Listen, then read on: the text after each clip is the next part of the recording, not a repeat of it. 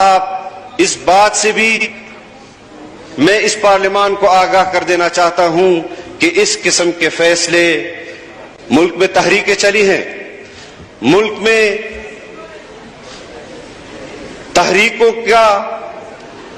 تاریخ بری پڑی ہے، لیکن اگر حکومت اس نیشنل بینک کے فیصلے سے دستبردار نہیں ہوتی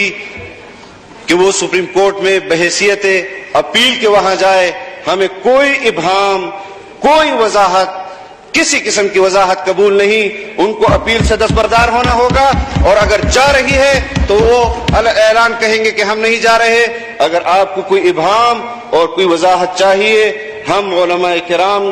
آپ کو بہترین ماہرین معیشت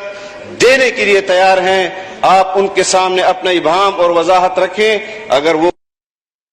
بات ہے تو پھر ہم آپ کو کہیں گے، لیکن اس طرح کے فیصلے کہ ہم سے تو ایک چھوٹے چھوٹے فیصلے کے لیے